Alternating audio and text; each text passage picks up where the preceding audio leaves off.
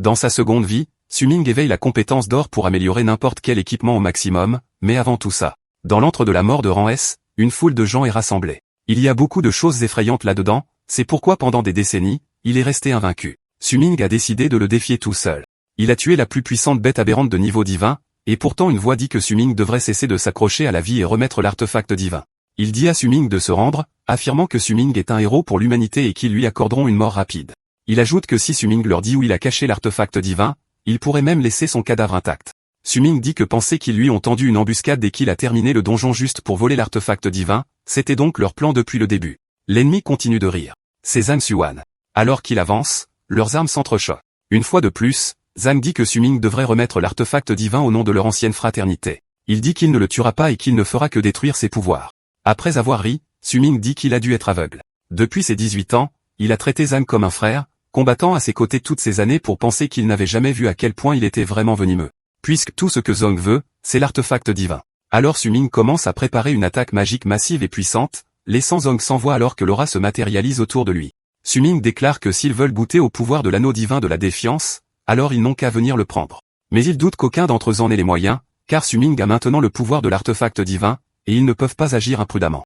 Pourtant, Zhang dit alors que le plan n'est plus qu'à un pas de son achèvement. Et puis, alors qu'une autre silhouette apparaît, quelqu'un prononce le nom de Su-Ming. Su-Ming prépare son épée infusée de minerais et est assez surpris par cette apparition soudaine. C'est une dame prête à frapper, et il est choqué en disant que c'est Xiaoman et lui demande ce qu'elle fait ici. Elle se dirige alors droit vers lui et dit qu'elle a entendu que quelqu'un complotait contre lui et qu'elle était très inquiète. Su-Ming dit que ce n'est rien et qu'il a déjà obtenu l'artefact divin, l'anneau divin de la défiance. Il dit qu'ils ne sont plus de taille à l'affronter maintenant. Cependant, il y a une chose qu'il ne comprend pas, et il demande comment il connaissait sa position. Zhang sourit simplement en silence pendant que la dame continue. Elle ajoute que lorsqu'elle l'a vu éveiller un talent de 9 étoiles, elle a su qu'elle pourrait l'utiliser pour obtenir l'artefact divin. Su-Ming devient vraiment frustré, il crie de colère, bon sang. Mais il ne peut rien faire car il est bien trop piégé. Tout le monde se met alors à crier de le tuer, de prendre l'artefact divin, et ils se précipitent tous sur lui en même temps. Soudain, du sol, une main squelettique se lève, puis un autre groupe arrive en disant à tout le monde de s'arrêter, accompagné d'un garçon squelette qui attaque immédiatement tout le monde aux alentours.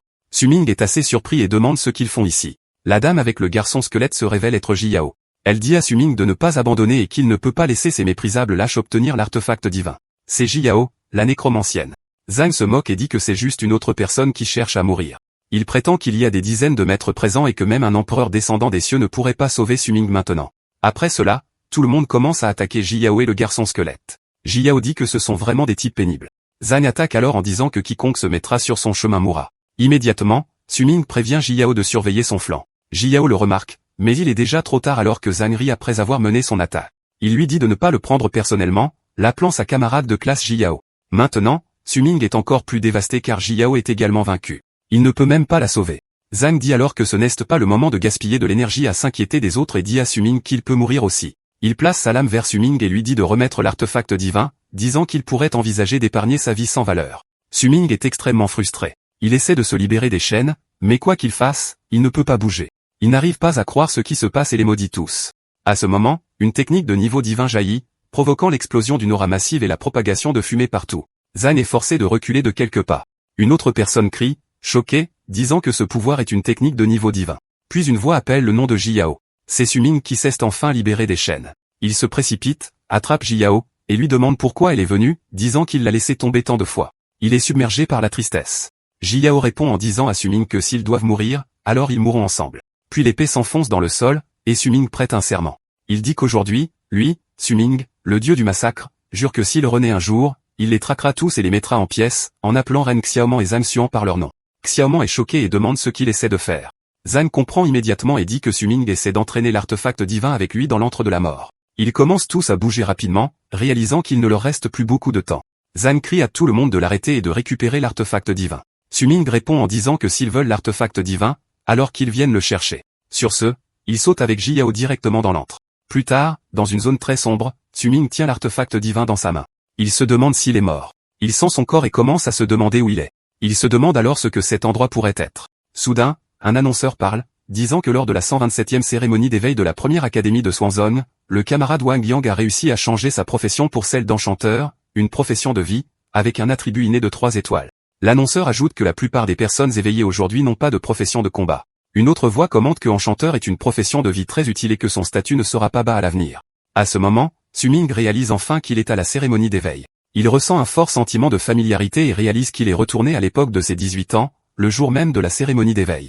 Alors que l'annonceur continue, mentionnant l'étudiant qui vient de s'éveiller avec succès, le gros Hong Chong, Su-Ming pense à sa vie passée et se souvient qu'il était aussi un enchanteur. L'annonceur annonce alors le prochain éveil, disant que Lee Som-Yang a réussi à éveiller une profession de combat, guerrier, avec un attribut inné de 2 étoiles.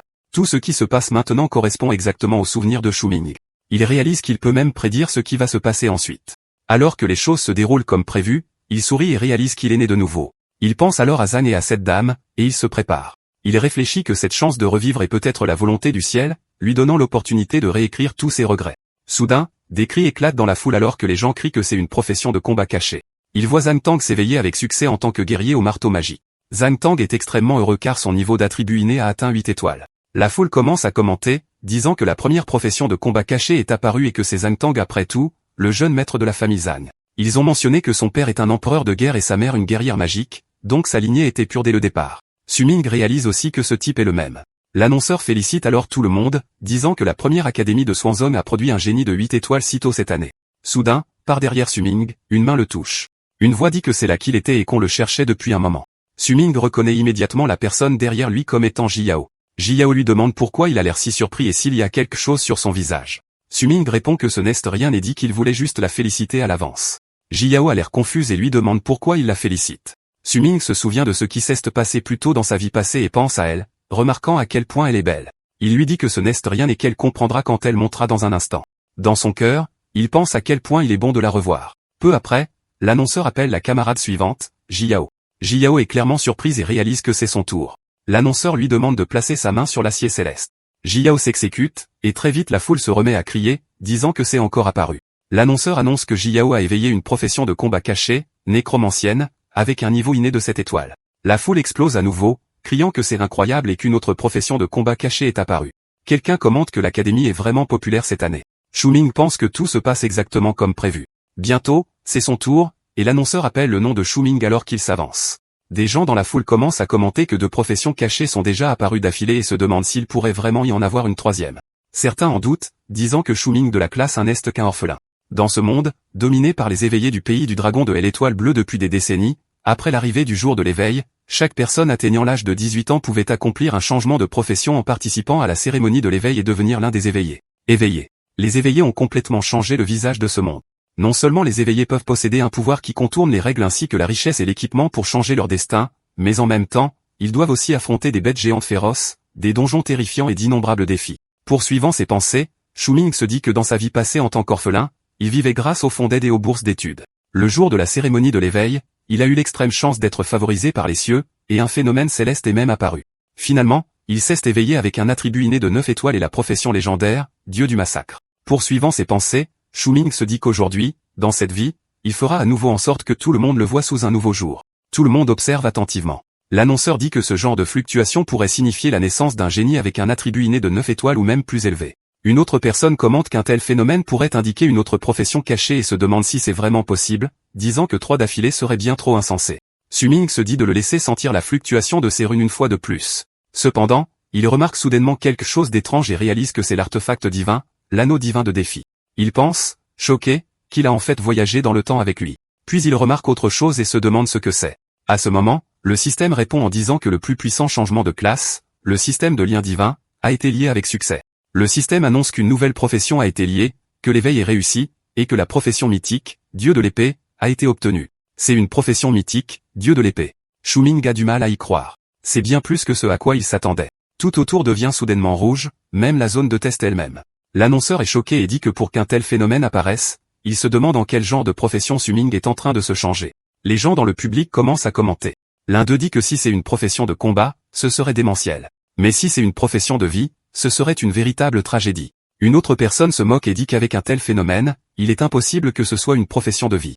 Zhan observe en silence sur le côté. Même lui se sent anxieux maintenant, se demandant pourquoi Su-Ming ne bouge toujours pas.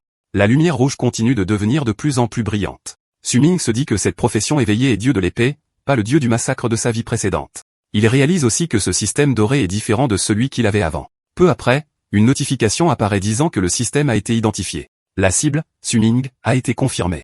La profession éveillée est dieu de l'épée, et le talent doré sublimation de toute chose a été obtenu. Tout cela semble confus pour Su-Ming car c'est complètement nouveau pour lui, mais il réalise quand même que c'est encore plus élevé que le niveau de profession 9 étoiles qu'il a éveillé dans sa vie passée. Il se sent excité et pense que si c'est vraiment le cas, alors cela devrait surpasser son dieu du massacre d'avant. Cependant, une autre notification apparaît disant que l'interface des compétences s'ouvre et qu'aucune capacité n'a été éveillée. Cela déconcerte complètement Su-Ming.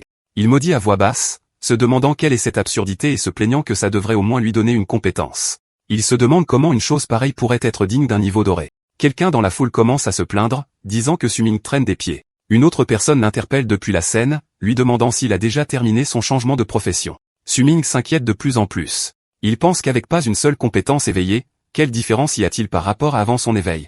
Il se demande si le système se moque de lui. Puis une autre notification apparaît, disant que des commentaires ont été reçus et que le système continuera de le guider. Une condition pour l'identification s'affiche, ce qui laisse Su-Ming perplexe. Bientôt, il remarque un anneau dans sa main. La notification annonce alors que l'anneau divin de défi a été identifié avec succès. Sur ce, le système éclate finalement en une lumière dorée brillante qui se propage partout. L'annonceur crie, choqué, disant qu'une fluctuation aussi forte signifie que l'éveil est terminé. Puis une immense étoile bleue apparaît, affichant le nombre 10. L'annonceur perd complètement son sang-froid, incapable de croire que c'est un résultat de 10 étoiles. Le changement de profession de Su-Ming est annoncé comme une profession cachée. Un autre type le remarque et crie que c'est un attribut inné de 10 étoiles, se demandant quelle sorte de monstre défiant les cieux c'est. Quelqu'un d'autre dit que c'est le niveau de talent d'un champion. Une autre personne derrière s'exclame qu'il pensait que le guerrier au marteau magique à 8 étoiles de Zhang Tang était déjà assez terrifiant, mais maintenant il y en a un à 10 étoiles, au maximum. L'annonceur dit alors que cette année est vraiment une année de sélection de talent pour l'académie. Il dit que non seulement plusieurs étudiants avec des professions cachées sont apparus, mais il y a aussi un élu des cieux avec un attribut inné de 10 étoiles. Il ajoute que bien que le potentiel de la profession de contrôleur d'épée ne soit pas si exceptionnel dans la catégorie des épéistes, posséder un attribut inné de 10 étoiles signifie un potentiel illimité pour l'avenir. Pendant que l'annonceur dit cela, Su-Ming retourne dans la foule, et les gens recommencent immédiatement à commenter. Le directeur annonce qu'il a décidé d'attribuer aux camarades Su-Ming un ensemble d'objets d'aide à la cultivation. Cependant, certaines personnes commencent à chuchoter que ce n'est qu'un contrôleur d'épée et que c'est un tel gâchis de talent inné. D'autres disent ouvertement que contrôleur d'épée est considéré comme le plus bas niveau dans la catégorie de la classe épéiste. À ce moment-là, Jiyao court vers Su-Ming, l'appelant par son nom et le félicitant. Su-Ming répond et félicite également Jiyao. Jiyao dit que tous les autres racontent n'importe quoi et que pouvoir éveiller un talent de 10 étoiles est vraiment incroyable. Elle ajoute que bien que la profession de contrôleur d'épée soit un peu plus faible au début, elle est convaincue qu'avec le talent de Su-Ming, ce ne sera certainement pas un problème. Su-Ming remercie Jiyao et lui dit qu'il n'a pas pris leur parole à cœur. Il dit que leur réaction est exactement ce qu'il voulait. Jiyao est un peu confuse par cela, mais Su-Ming continue simplement de regarder la scène devant lui. Bientôt, une autre annonce est faite pour le camarade suivant. Tout le monde devient très excité et commence à l'acclamer, lui disant de foncer et louant sa beauté. L'annonceur annonce que la camarade suivante est Ren Xiaoman. Même Zhan l'encourage, lui disant qu'elle peut le faire. La foule la soutient bruyamment, acclamant la camarade Xiaoman. Jiyao commente que la camarade Xiaoman est très populaire et que c'est normal pour la belle de l'école. Cependant, Su-Ming commence soudainement à s'éloigner. Jiyao l'interpelle, disant que la cérémonie n'est pas encore terminée et que la camarade Xiaoman est sur le point de s'éveiller. Su-Ming répond que ça ne l'intéresse pas. Il pense à ce qui s'est passé dans sa vie antérieure. Il pense que dans sa vie précédente, cette femme a utilisé son talent et, à la fin, n'a pas hésité à le trahir. Il continue d'y penser et se rappelle qu'il l'a déjà dit auparavant. Il jure dans son cœur qu'il aura sa vengeance alors que Xiaoman monte sur scène. Plus tard, dans les rues de la ville, Su-Ming réfléchit que dans cette vie, tout dans le quotidien semble inchangé, à l'exception de sa profession éveillée. Profession. Puis il remarque une compétence appelée dissimulation totale. La notification explique que c'est une compétence légendaire appelée retour au vrai soi, capable de cacher ou de réécrire ses propres informations telles que l'équipement, la profession, les compétences, et plus encore. Su-Ming trouve cela très intéressant et continue de l'examiner. Il se rend compte que c'est l'une des 4 compétences qu'il a rapportées de sa vie antérieure grâce à l'anneau. Une autre notification apparaît, indiquant que l'artefact divin, l'anneau divin de défi, est en cours de chargement. Elle indique qu'il a hérité d'une partie des compétences de la profession de tueur de dieu et qu'une nouvelle profession, dieu de l'épée, a été créée. Su-Ming réfléchit qu'avec les compétences du dieu du massacre, de nombreux traits puissants lui sont désormais attachés. Su-Ming pense qu'un homme ordinaire est innocent, mais que chérir un anneau de jade devient un crime. Pour éviter d'être à nouveau utilisé par les autres comme dans sa vie passée et parce que sa force actuelle n'est pas encore suffisante, il réalise que, puisqu'un talent 10 étoiles ne peut être caché, il doit dissimuler les informations sur sa profession de dieu de l'épée. Il pense que cette chance de renaître doit être saisie fermement. D'après son expérience de sa vie passée, il sait que le défi du donjon des novices arrivera le lendemain de la fin de la cérémonie d'éveil. Pour lui, le donjon des novices n'est pas du tout un défi. Afin de monter de niveau plus rapidement et d'obtenir un meilleur équipement, il décide qu'il doit défier le boss le plus difficile. Avant cela, il sait qu'il doit mettre la main sur une bonne arme. Peu de temps après, il arrive devant un immense bâtiment. Au même moment, Zhan et Xiaoman sont ensemble ailleurs. Xiaoman se plaint que Zhan est vraiment méchant, disant que la cérémonie d'éveil vient de se terminer ce matin, et qu'il les mène déjà dans un endroit comme celui-ci.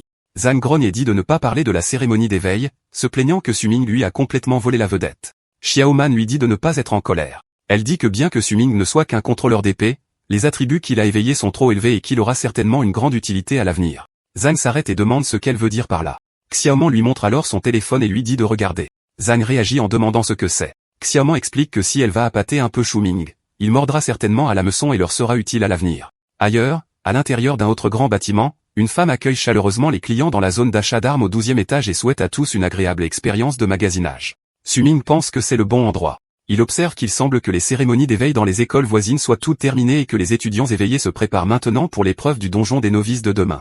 Un des étudiants à proximité commente avec enthousiasme que c'est le dernier modèle des publicités et dit qu'il le voulait vraiment.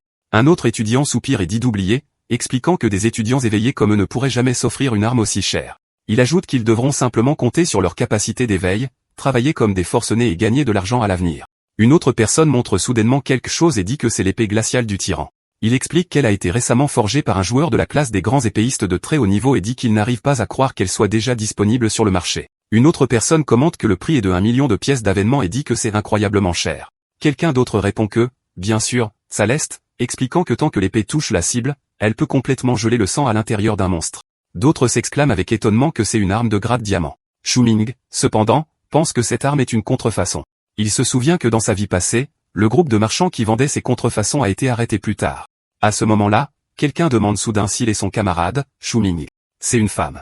Suming demande qui elle est. Elle dit qu'elle ne s'est pas encore présentée et se présente comme Zhan Lan, la vice-directrice du conglomérat Jianjin, avant de lui tendre sa carte de visite. Suming répond immédiatement qu'il ne pense pas la connaître. Soudain, elle dit qu'au nom du conglomérat Jianjin, elle couvrira toutes ses dépenses dans le magasin aujourd'hui. Elle ajoute qu'elle espère que Suming pourra lui rendre un service. Suming se demande quel genre de service elle veut. Elle dit alors à quelqu'un d'apporter la photographie. Immédiatement, quelqu'un la lui présente et lui demande de jeter un coup d'œil. La photographie montre une belle jeune femme. Zhan Lan explique que la fille est sa jeune sœur, Zhan Yongqing, qui va à la même école que Suming et s'est également éveillée avec succès ce matin. Elle dit qu'elle a déjà enquêté de manière approfondie sur la nouvelle de l'éveil par Suming d'un talent 10 étoiles. Elle ajoute qu'avec son talent, le donjon des novices de demain ne devrait pas être trop difficile. Elle souligne également que seuls les changeurs de profession nouvellement éveillés peuvent entrer dans le donjon des novices. Elle dit qu'elle espère que Suming pourra faire équipe avec sa sœur et la protéger pendant qu'elle termine le défi. Après avoir entendu cela, Suming reste sans voix pendant un moment. Après une courte pause, il dit qu'il refuse et que cela ne l'intéresse pas. La femme est surprise et demande ce qu'il veut dire. Elle dit que tant qu'il accepte, il peut choisir n'importe quelle arme dans le magasin.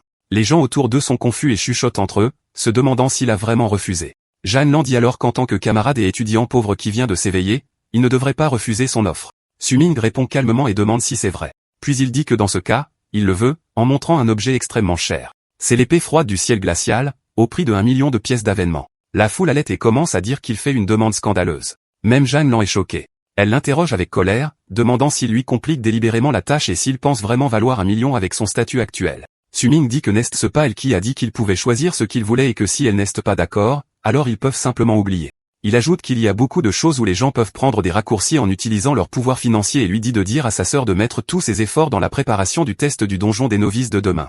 Zhan Lan ricane et dit qu'il est intéressant. Elle dit qu'ils considéreront cela comme leur offense envers lui cette fois-ci et dit à tout le monde de partir. Quelqu'un à proximité murmure sous le choc, disant que ce type s'est en fait jouer des gens du conglomérat Jianjin. Suming s'en moque et regarde simplement son téléphone. Il y a un message de Ren Xiaoman. Le message dit que Suming l'a toujours aimé et qu'elle a changé Davis. Elle dit qu'elle veut le voir ce soir sur le toit du bâtiment de l'école. Suming se dit que c'est exactement le même message qu'avant. Même s'il n'a pas éveillé la profession de tueur de Dieu cette fois, elle est toujours la même. Il pense que Ren Xiaoman n'a vraiment pas changé du tout et se souvient de la façon dont le lui de cette époque dans sa vie antérieure aurait réagi. Après un moment, il répond et dit, d'accord, qu'il la verra là-bas. Il s'excuse alors. Une vendeuse répond poliment et demande comment elle peut l'aider. Suming demande si ce sont les pierres d'épée brutes qui peuvent produire aléatoirement des armes d'épée de haute qualité. Elle confirme que c'est le cas, expliquant que ces pierres d'armes brutes ont une chance de produire des armes de grade argent. Elle ajoute que tout est basé sur la probabilité et l'avertit que la plupart des pierres brutes ne produisent que des armes du plus bas grade. Elle lui dit de bien réfléchir avant d'acheter. Suming répond que c'est exactement ce qu'il veut. La femme a l'air confuse alors qu'il commence à saisir plusieurs pierres. Il explique que, comparé à l'achat d'une arme en argent à un prix élevé qui deviendra bientôt obsolète, parier pour en obtenir une ici à bas prix est l'option la plus appropriée. Dans son cœur, Shu-Ming pense que plutôt que d'appeler ça un pari, il devrait dire qu'il peut voir les données à l'intérieur de ces pierres brutes. Il réalise que tout cela est grâce à la deuxième compétence laissée par son lien divin de sa vie passée, l'œil de la perspicacité. Il se souvient que l'œil de la perspicacité est une compétence légendaire sous le retour au vrai soi, accordant à l'utilisateur une véritable perspicacité, lui permettant de percevoir les informations fondamentales de toute matière. Shu-Ming pense que c'est parfait.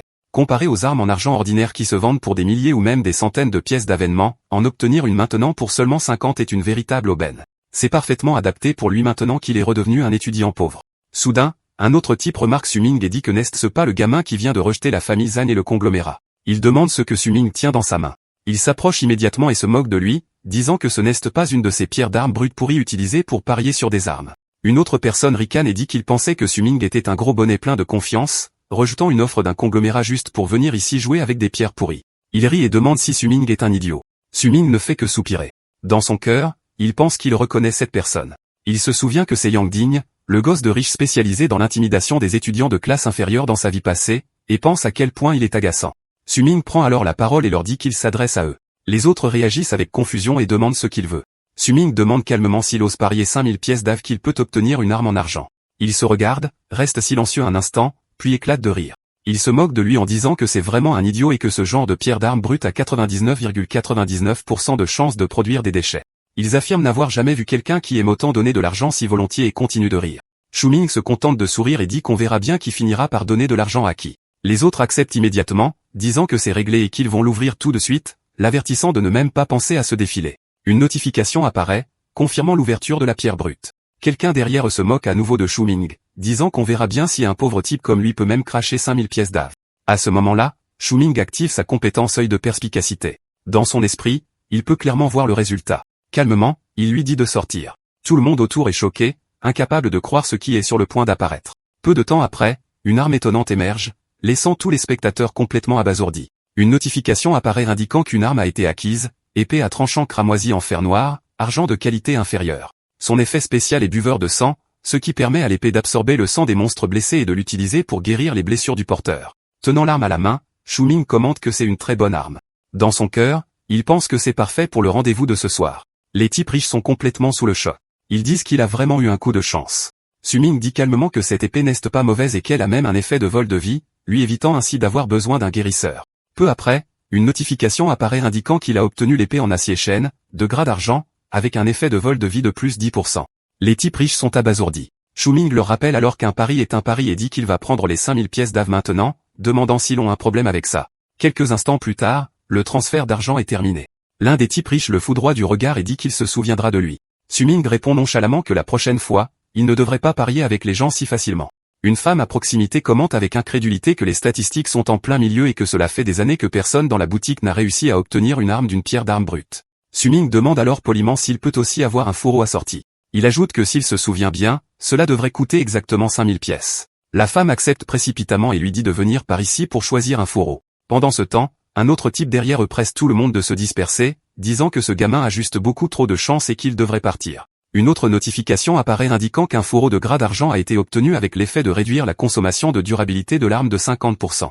Shu-Ming se sent satisfait en pensant qu'avec le fourreau, il peut réduire considérablement la perte de durabilité de son arme, car il n'a pas assez de fonds pour remplacer son épée de sitôt. La femme le remercie pour son achat. Une notification apparaît alors, demandant s'il faut ouvrir la fonction de matérialisation d'armes cachées. Shu-Ming refuse pour l'instant, disant qu'il va d'abord prendre cette arme et l'améliorer d'un grade. Plus tard, dans un autre quartier où des gens profitent nonchalamment des sports, Shu-Ming est complètement absorbé, fixant sa magnifique épée. Il pense que dans cette vie, bien qu'il se soit éveillé en tant que dieu de l'épée, il n'a pas encore une seule compétence de profession utilisable. Cependant, il remarque que sur l'arbre de talent de la profession, il y a un talent original très puissant appelé sublimation de toute chose. Une notification explique que ce talent peut améliorer la qualité de n'importe quel butin, y compris les compétences de combat, l'équipement, les parchemins, et plus encore. Chaque objet ne peut être sublimé directement ou indirectement qu'une seule fois. Shu-Ming se sent reconnaissant en pensant que le simple fait d'avoir ce talent est déjà suffisant. Il croit que c'est vraiment digne de la grande profession dorée que représente le dieu de l'épée. Enfin, une autre notification apparaît indiquant que le talent sublimation de toute chose a été déclenché. La sublimation de l'arme est réussie, et un nouvel effet a été obtenu. Soif de sang. Le fourreau est devenu encore plus puissant. Suite à cela, une notification apparaît indiquant que l'épée soif de sang en acier chêne a été améliorée en argent de haute qualité avec l'effet buveur de sang. Cela signifie qu'après que l'épée a verrouillé une cible, elle peut absorber le sang de la cible par des attaques ou un contact direct pour guérir les blessures du porteur. De plus, l'effet soif de sang signifie qu'après avoir tué un monstre avec l'épée, toutes les statistiques du porteur augmenteront temporairement de 5 points pendant 30 secondes. Xu Ming pense qu'après avoir tué un ennemi, il peut obtenir un bonus temporaire qui augmente toutes ses statistiques, et il trouve que ce n'est pas mal du tout. Il dit ensuite d'ouvrir la fonction de matérialisation d'armes cachées, croyant que le donjon des novices de demain sera maintenant beaucoup plus facile. Plus tard, dans un autre lieu, dans une zone très sombre, Xu Ming porte son épée en se dirigeant vers le toit. Sur le toit, Xiaoman apparaît et dit qu'il est enfin là et souligne qu'il est en retard. Cependant, Xiaoman remarque soudainement quelque chose qui la choque. Elle voit l'épée, une très grande, et pousse un cri. Elle demande ce qu'il est en train de faire. Xu Ming reste silencieux un instant puis dit calmement qu'il est là pour se venger. Il se souvient encore de ce qui s'est passé à l'époque. Xiaoman est abasourdi et demande ce qu'il veut dire par vengeance et de quoi il parle. Elle dit qu'elle a accepté sa confession et lui montre son téléphone. Sur l'écran, il y a des messages où elle lui demandait s'il était là et disait qu'elle avait quelque chose à lui dire. Elle montre comment il a demandé ce que c'était et comment elle a répondu qu'en fait, elle l'aimait bien depuis longtemps et lui a demandé s'il voulait sortir avec elle. Elle dit que c'est pourquoi elle a pris l'initiative de l'inviter à sortir et l'accuse d'être celui qui voulait sortir avec elle, pour maintenant essayer de lui faire du mal. Xu Ming continue de réfléchir en silence. Puis il laisse échapper un petit rire et dit que tout cela, c'était dans sa vie antérieure. Dans son cœur, il pense à comment elle, la beauté de l'école, avait toujours été une figure importante. Il se souvient qu'en tant qu'orphelin n'ayant jamais reçu d'attention en grandissant, il n'aurait jamais pensé avoir la chance d'interagir avec quelqu'un comme elle. Xu Ming continue de penser qu'il n'aurait certainement jamais imaginé que le deuxième jour après la cérémonie d'éveil, les choses se passeraient ainsi. À ce moment-là, il réalise enfin ce qui se passe. Xiaoman s'approche et demande si son camarade Xu Ming ne se sent pas bien. Xu Ming continue de penser qu'elle prendrait réellement l'initiative de montrer de l'inquiétude. Xu Ming dit avec colère qu'à partir de ce jour, il a reçu l'attention dont il avait rêvé toute sa vie, des confessions, des rendez-vous et des interactions intimes, et que c'était les moments qu'il chérissait le plus. Mais il dit que tout était faux. Il dit qu'il sait tout de ses sordides manigances avec Zhang Tang et qu'elle ne cherchait qu'à utiliser son talent et ses capacités. Xiaoman réplique immédiatement et dit qu'il ose dire n'importe quoi. Xu Ming répond qu'elle sait très bien s'il dit n'importe quoi ou non. Il dit que la belle et gracieuse reine Xiaoman que tout le monde voit est un mensonge et qu'en réalité, elle est vaniteuse, méprisable et sans vergogne. Xiaoman n'en croit pas ses oreilles. Elle dit qu'il ne sait rien et se moque de lui parce qu'il est orphelin. Elle dit que si son talent n'avait pas eu de valeur, il n'aurait même pas eu la chance de lui parler. Elle demande avec colère comment il ose l'appeler ainsi et déclare que ni elle ni Zhang Tang ne le laisseront s'en tirer comme ça. Xu Ming ricane et dit qu'il les attend de pied ferme. Il ajoute qu'elle devrait s'inquiéter davantage de la façon dont l'histoire d'elle et de Zhang Tang, ces méprisables tourtereaux, affectera l'image pure et innocente qu'elle a travaillé si dur à maintenir. Réalisant cela, Reine Xiaoman jure de colère. Elle saisit l'épée dans sa main et frappe. Xu Ming dit calmement que, tout comme dans sa vie antérieure, elle est en train de refaire exactement la même chose. Soudain, l'épée commence à émaner une aura rouge. Xiaoman est confuse et laisse échapper un son d'incrédulité. Xu Ming répond qu'elle aime les attaques surprises et qu'il s'y attendait. À ce moment-là, une notification apparaît indiquant que l'arme a été activée et que buveur de sang est en effet. Elle explique qu'après que l'épée a verrouillé une cible, elle peut absorber le sang de la cible par des attaques ou un contact pour guérir les blessures du porteur. Xu Ming dit que le piège était tendu depuis le tout début, dès l'instant où il a fait d'elle la cible. Alors que Xiaoman réalise enfin ce qui s'est passé, elle crie de panique à propos de son visage, disant qu'il est défiguré.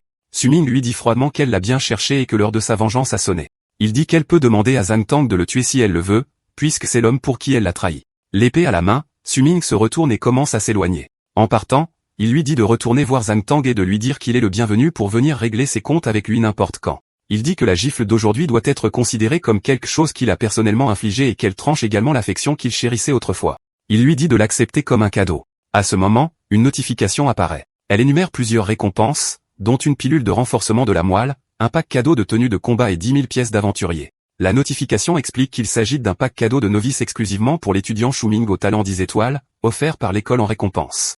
Il y est dit qu'il espère qu'il en fera bon usage et obtiendra d'excellents résultats dans le donjon des novices. Le message est signé par le directeur. Xu Ming pense que, comme on pouvait s'y attendre de son talent doré 10 étoiles, il peut déjà apprendre un nouveau talent au niveau 2 seulement. Il se dit qu'il va leur montrer ce qu'il a dans le ventre dans le donjon des novices d'aujourd'hui. Plus tard, dans la zone du donjon des novices de la première académie de Xiangjing, une grande foule s'est rassemblée. Tout le monde parle et s'agite nerveusement.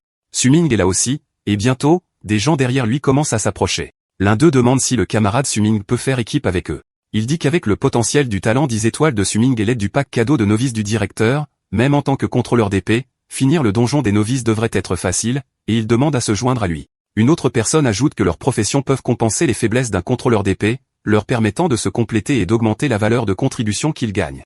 Xu Ming pense qu'il y a encore, ce même groupe de personnes méprisait sa profession, et il trouve ironique à quel point ils sont pragmatiques. Il refuse poliment et dit qu'il a déjà une équipe. À ce moment, Jiyao s'approche, surprise, et dit que Suming a déjà une équipe. Elle dit qu'elle est venue tôt ce matin en espérant être la première à faire équipe avec lui. Suming dit à Jiyao de ne pas se méprendre. Il explique que ce qu'il compte affronter n'est pas pour une récompense de contribution ordinaire. Il dit que si Jiyao faisait équipe avec lui, il craindrait qu'elle ne soit blessée car il a l'intention d'affronter le donjon seul. Jiyao marque une pause et dit qu'elle comprend. Suming s'excuse alors. Peu après, un autre étudiant s'approche et demande poliment s'il est l'étudiant Suming. Il se présente comme étant Yanji de la classe 4 et dit que son talent d'éveil est le ranger chasseur de démons 9 étoiles. Il demande si Suming serait d'accord pour rejoindre leur équipe. Suming pense qu'il se souvient de Yanji. Dans sa vie antérieure, Yanji était aussi un éveillé 9 étoiles, tout comme lui. Malgré cela, Suming refuse calmement. Jiyao s'avance immédiatement et dit que son camarade Suming a déjà fait équipe avec elle et dit à Yanji de ne pas le déranger. Yanji répond en s'excusant, disant qu'il ne savait pas et qu'il est désolé de les avoir dérangés. Jiyao se tourne alors vers les autres et dit à tout le monde de s'en aller et de se disperser. En voyant cela, Suming pense que Jiyao est vraiment fiable. Il sent aussi que le donjon est sur le point de s'ouvrir. Soudain, une notification apparaît et une annonce résonne dans la zone, déclarant « Attention étudiants, le 127e défi du donjon des novices a officiellement commencé ». Suming réagit immédiatement et dit que ça commence. Puis l'annonceur reprend la parole et s'excuse, disant qu'en tant que directeur, il s'est réveillé en retard et n'a pas pu être là au début pour les encourager. Il explique qu'il ne peut que faire un direct de chez lui pour expliquer les règles du donjon des novices. Il dit que le 127e défi du donjon des novices est une épreuve que les étudiants nouvellement éveillés de cette année doivent traverser. Il continue en expliquant que chaque étudiant a déjà été enregistré et qu'ils peuvent être identifiés dès leur entrée dans le donjon. À l'intérieur du donjon, chaque participant gagnera des points et des récompenses finales basées sur sa contribution individuelle durant le défi. Pour assurer un taux de survie plus élevé, il dit qu'il est préférable d'affronter le donjon en équipe. Il ajoute que tant qu'ils terminent le donjon dans la journée, ils auront achevé le premier défi de donjon de leur vie après l'éveil. L'annonceur dit alors que le moment qui décidera de leur destin est arrivé et demande s'ils sont prêts. À ce moment, Jiyao regarde autour d'elle, confuse, et se demande où est Suming, disant qu'elle ne le trouve nulle part. Sans plus tarder, il déclare que le donjon est officiellement ouvert. Immédiatement, tout le monde se précipite vers l'entrée. Soudain, quelqu'un remarque qu'une personne est déjà entrée et dit que c'était beaucoup trop rapide. Une autre personne confirme en disant qu'elle l'a vu aussi et que c'était le 10 étoiles Suming. À l'intérieur du donjon, Suming se sent excité et heureux. Il pense que ce donjon de novice lui semble extrêmement familier et le rend soudainement nostalgique. Il se souvient qu'à l'époque, il était à la fois effrayé et excité, se précipitant imprudemment juste pour gagner plus de valeur de contribution. Il pense aux détenteurs de profession de Blue Star et sent que le massacre multiversel est sur le point de commencer. Il sait que cet endroit est rempli à la fois de dangers et d'opportunités. Pour quitter cet endroit et recevoir des récompenses, les participants doivent terminer l'épreuve. Il se souvient aussi qu'en plus d'obtenir assez de valeur de contribution en tuant le boss normal, il existe une autre méthode bien plus difficile. Suming pense que dans cette vie, il choisira le défi le plus difficile, qui est de tuer le boss caché ultime. Il se ressaisit et se dit qu'il vient le chercher.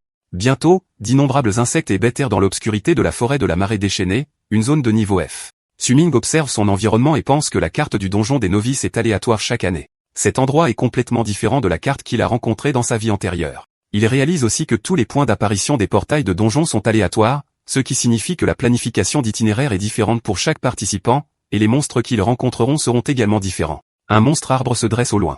Suming pense que ce type est un monstre d'élite. Bien qu'il soit immobile comme un arbre, si ses lianes s'accrochent à une cible, la victime sera traînée dans le creux enflammé sur sa tête et rôtie vive. Il pense que son objectif est d'affronter le boss caché, donc il n'y a pas besoin de perdre du temps avec ces monstres agaçants. Il se rappelle que la raison pour laquelle il s'est précipité pour être le premier dans le donjon était de repérer l'itinéraire à l'avance et de trouver ce dont il a besoin pour affronter le boss caché. Il pense que même si la carte du donjon change chaque année, la façon de combattre le boss caché ne change pas. Si plus de gens entrent plus tard, il deviendra beaucoup plus difficile de rassembler les objets requis. Avec ça en tête, il commence à se précipiter pour collecter de plus en plus d'objets, se pressant d'aller plus vite. Plus tard, à 7h30, d'autres participants entrent dans le donjon. Ils regardent autour d'eux avec prudence. L'un d'eux dit qu'il ne semble pas y avoir d'autres participants à proximité. Un autre est d'accord et dit que puisque c'est calme, ça devrait être sûr pour l'instant. Soudain, ils entendent un bruit étrange. Non loin de là, ils voient quelqu'un courir vers eux en criant à l'aide. En voyant cela, ils paniquent immédiatement. L'homme hurle que c'est un rat de sang géant à franges. Le groupe est terrifié et commence à s'enfuir, criant à tout le monde de se séparer et de courir. Peu après, un rapport apparaît. Il indique qu'à 7h31, 3 participants ont été tués par un rat de sang à franges. Parmi eux, le mieux classé était un éveillé au talent 6 étoiles, Lida Biao. Jiyao entend le rapport et est choquée. Elle dit qu'elle n'a même pas encore formé d'équipe et que même un éveillé 6 étoiles a déjà été éliminé. Elle réalise que des participants meurent déjà à l'intérieur du donjon. D'autres autour d'elle crient avec urgence, disant à tout le monde de former des équipes rapidement, car les gens à l'intérieur du donjon ont besoin de plus d'aide. Ailleurs dans le donjon, la femme vue plutôt court seule. Elle est épuisée, sa respiration est lourde, mais elle se force à continuer d'avancer aussi vite qu'elle le peut. Elle pense qu'elle a été séparée des autres et n'a aucune idée d'où elle se trouve maintenant. Elle réalise qu'elle est complètement perdue, mais elle continue de courir droit devant. Soudain, elle voit un monstre sombre devant elle. Alors qu'il se retourne, son expression est furieuse et sauvage. Elle le reconnaît et s'écrie que c'est un monstre singe. Elle n'a aucun moyen de s'échapper alors que le monstre se prépare à attaquer. En désespoir de cause, elle crie à l'aide. À cet instant, une épée fend l'air et tranche le monstre en deux. C'est Su-Ming qui est enfin arrivé pour aider. Alors que Su-Ming abat le monstre, un autre groupe à proximité est montré en pleine panique face à un ours brun sanguinaire, niveau élite 5. Un des gars essaie de s'enfuir et crie qu'il n'arrive pas à croire qu'il soit tombé sur un monstre d'élite dès le début et se plaint de sa terrible malchance. Un autre jeune crie de peur. Ailleurs, un chasseur des marais de niveau 2 attaque d'autres participants. Le chaos éclate partout alors que les gens crient, pourchassés par des chiens de pistage. Un homme appelle d'urgence par le canal, disant que le point de transport à la position 9h sur la carte est encerclé par des monstres et qu'il demande plus de soutien. Une autre scène montre un lézard dragonisé de niveau 5 pourchassant un autre groupe. Une fille crie désespérément que la position de 6h a besoin d'aide. Une autre voix signale que la position de 11h est également encerclée et que les monstres continuent d'affluer sans fin. Une femme rapporte avec désespoir que l'équipe de la direction centrale est réduite à 5%, disant que tous ses coéquipiers ont été anéantis. Elle pense que s'il ne lui avait pas dit de se cacher, elle serait déjà morte. Elle se dit que le donjon n'est ouvert que depuis une demi-heure, pourtant la difficulté de ce donjon pour novices est déjà bien trop élevée. Elle se demande si les étudiants nouvellement éveillés peuvent vraiment survivre et le terminer. À ce moment, la même dame que Su-Ming a aidé plus tôt regarde, choquée, la scène devant elle. Elle s'exclame qu'il est incroyablement fort et qu'il a tué le monstre instantanément. Elle le remercie de l'avoir sauvé et lui demande s'il est le Su-Ming 10 étoiles. Su-Ming répond calmement qu'il ne faisait que passer, mais dit qu'il ne pourra pas la sauver une deuxième fois. Il l'avertit que le monstre n'a pas encore été complètement éliminé. La fille panique et pousse un cri de surprise avant de se retourner et de courir. Elle crie qu'elle va chercher des renforts et lui dit de tenir bon. Alors qu'elle s'enfuit, Su-Ming active l'œil de la perspicacité. Il voit la vraie forme et les statistiques du monstre dans sa vision. Il l'identifie comme une bête féroce, un roi singe muté de niveau 3 avec force 28, constitution 24, agilité 5, esprit 6, chance 4 et une compétence appelée taillade. Su-Ming pense que c'est un roi singe muté, ce qui explique pourquoi il a réussi à survivre aux attaques continues de son arme de grade argent dans un donjon de rang F. Soudain, la créature charge et frappe. Su-Ming esquive de justesse l'attaque. Il pense que sa vitesse n'est pas mauvaise du tout et décide de faire un petit concours avec lui. Un souvenir lui revient à l'esprit. Une notification l'avait informé qu'il avait hérité d'une partie des capacités de la profession de tueur de dieu. La troisième compétence est le pas d'ombre divin, une technique de mouvement accéléré qui augmente la vitesse de 50% au moment de son activation. Lorsqu'elle est active, l'utilisateur devient immunisé contre les attaques physiques, magiques et spirituelles et ne peut être ciblé, mais elle consomme une grande quantité d'endurance. Su-Ming empoigne son épée et se précipite pour frapper le monstre. Il lui dit qu'il est derrière lui. Le monstre se retourne surpris, et Su-Ming ajoute qu'il semble qu'il n'y ait finalement pas besoin de concours, trouvant ça ennuyeux. Il frappe à nouveau et dit qu'il a fini de jouer, une notification apparaît immédiatement indiquant que la bête féroce, le roi singe muté, a été vaincu avec succès. Sur ce, Su-Ming obtient du butin, un parchemin de compétences taillade linéaire de bronze de bas grade. Il pense que bien que ce ne soit que du bronze de bas grade, une compétence de taillade linéaire n'est pas mal du tout pour un donjon de novice. Peu après, une autre notification apparaît, annonçant le premier sang. Un message de suivi indique que le joueur contrôleur d'épée de niveau 2 a réussi le premier meurtre du roi singe muté dans la forêt de la marée déchaînée et a reçu le titre de premier sang. Su-Ming commente que c'est une notification de haut fait de donjon et explique que lorsqu'un joueur tue un monstre avec succès, tout le monde dans le donjon reçoit la notification. Les autres concurrents sont choqués. Certains d'entre eux disent qu'un joueur a réellement réussi à tuer un monstre, et un monstre muté qui plus est. Une autre notification est diffusée à tout le monde, annonçant une récompense de titre de donjon et précisant que tous les joueurs du donjon reçoivent une petite potion de soin. Une fille qui se cachait désespérément d'un monstre dit qu'elle est sauvée et qu'elle avait vraiment besoin de récupérer sa santé. Bientôt, des discussions éclatent partout. Certaines personnes se demandent si le contrôleur d'épée qui a fait le meurtre pourrait être Su-Ming de la première académie. D'autres mentionnent que Su-Ming est le contrôleur d'épée 10 étoiles, mais soulignent également qu'il y a plusieurs contrôleurs d'épée cette année venant des villes environnantes. Une autre personne dit que peu importe qui c'était, le fait que quelqu'un ait réussi le premier meurtre prouve que les étudiants nouvellement éveillés ont la force de terminer le donjon. Su-Ming, cependant, pense que c'est une mauvaise chose. Il se rend compte que le système de titre a exposé sa force et qu'il devra être plus prudent plus tard et utiliser sa compétence de dissimulation totale à l'avance. Il pense aussi qu'il ne s'attendait pas à ce que, même après une demi-heure dans le donjon, aucun autre joueur n'ait encore réussi à tuer un monstre. Ne voulant pas attirer davantage l'attention, Su-Ming s'éloigne rapidement. Bientôt, un groupe de loups affamés, niveau 3, apparaît devant lui. Tout en restant discret, Su-Ming pense que les monstres loups sont l'un des 3 types de monstres classiques pour le leveling des novices, ce qui en fait des cibles parfaites pour tester sa nouvelle compétence d'attaque à l'épée. Plus tôt, il avait déjà utilisé sa compétence de talent, sublimation de toute chose, pour améliorer le parchemin de compétences taillade linéaire de bronze de bas grade qu'il avait obtenu en tuant le roi singe muté. La nouvelle compétence qu'il a acquise est la taillade IAI de grade argent bas. La compétence concentre l'esprit et délivre toute la puissance en une seule taillade décisive. Alors que les loups hurlés se préparent à attaquer, Su-Ming déchaîne sa technique de taillade et en abat instantanément. Les loups restants sont complètement stupéfaits, ne s'attendant manifestement pas à ce que quelqu'un riposte de cette manière.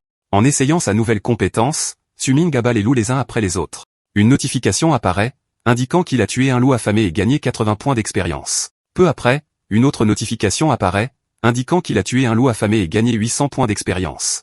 Puis une fois de plus, une autre notification apparaît, indiquant qu'il a tué un loup affamé et gagné 8000 points d'expérience. À 9h30, après avoir abattu un grand nombre de loups, Su-Ming se sent plutôt satisfait de ses progrès. Une autre notification apparaît, le félicitant d'être passé au niveau 9 et lui attribuant le titre de légende du loup affamé. Su-Ming se dit que c'est un succès. Debout, il réfléchit qu'en utilisant les propriétés de la taillade AI, qui permet des attaques à longue portée, Farmer ses monstres loups affamés de bas niveau devient beaucoup plus efficace. Il tire son épée du fourreau puis la rengaine, pensant que l'énergie générée s'accumule pendant un certain temps, se verrouille sur la cible, puis est libérée en un seul coup. Alors qu'il frappe, d'autres loups sont abattus. À ce moment, un monstre puissant apparaît et bloque le coup. Il écarte l'attaque d'un revers de main, en tant que chef roi loup de niveau 10. À 8h30, ailleurs dans le donjon, un groupe de personnes applaudit en annonçant que leur groupe a été formé avec succès. Ils crient à tout le monde de se mettre en route. Un autre groupe derrière eux dit également qu'ils ont formé un groupe et demande aux autres de suivre. Alors qu'ils entrent ensemble dans le donjon, ils commencent à contre-attaquer encore et encore. Quelqu'un crie que la force principale est arrivée. Ils crient en tranchant continuellement les monstres avec leurs épées. Cette fois, tout le monde gagne de l'expérience, et une notification apparaît indiquant qu'une souris des champs mutés a été tuée avec succès. Enfin, après avoir vaincu un monstre spécial, ils se mettent tous à acclamer, disant qu'ils peuvent gagner. Une autre personne déclare avec enthousiasme que la force principale est là et qu'ils ne perdront pas face aux joueurs du premier sang qui leur a envoyé des potions. Certains d'entre eux se mettent même à pleurer en atteignant le niveau 2, disant qu'ils ont enfin gagné un niveau. Cependant, une autre personne remarque soudainement quelque chose et dit qu'il y a une autre notification concernant un joueur obtenant le premier sang sur un monstre chef. La notification annonce qu'un joueur pêcheur de niveau 9 dans la forêt de la marée déchaînée a obtenu le premier sang sur un monstre chef et a obtenu le titre de chef des chefs. Tout le monde est stupéfait. Il commente avec incrédulité, se demandant comment un pêcheur de niveau 9 peut être aussi fort et comment une profession de vie a déjà pu atteindre le niveau 9. 10 minutes plus tôt, la scène montre Su-Ming frappant le chef roi loup d'une taillade. Le roi loup essaie d'esquiver mais perd tout de même une grande quantité de santé. Un autre coup atterrit juste après. Avec un jeu de jambes rapide et précis, Su-Ming bondit en avant et se moque du chef roi loup, disant que ce n'est pas parce que c'est un chef qu'il a quelque chose de spécial. Le roi loup tombe enfin. Su-Ming enchaîne et dit que son adversaire, c'est lui, puis frappe une fois de plus. Dans son esprit, il pense au fait d'être un réincarné. Une notification apparaît immédiatement, le félicitant d'avoir tué le roi loup à dos argenté. Elle indique qu'il a gagné 500 points d'expérience et a atteint le niveau 10. Sa maîtrise de la taillade AI augmente de 145, et sa maîtrise de l'art de l'épée ruée du tonnerre augmente de 100. Il obtient également du butin, dont une griffe tranchante en fer, des matériaux en os et une peau de roi loup. Ailleurs, un autre joueur abat enfin un monstre et soupire de soulagement, disant qu'il a dépensé une quantité énorme d'efforts juste pour s'occuper d'une meute de loups affamés.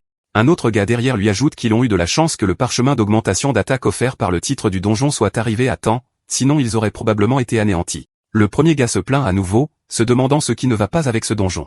Il dit que ça n'a aucun sens qu'un pêcheur de niveau 9 existe et se demande comment une profession de vie peut monter de niveau si vite, disant que c'est presque se moquer des joueurs normaux. Il grogne que les dégâts de sa machette de novice cassée sont bien trop faibles et se plaint que s'il ne s'était pas fait arnaquer par ce gamin au magasin d'armes, il aurait au moins pu acheter une arme de grade d'argent.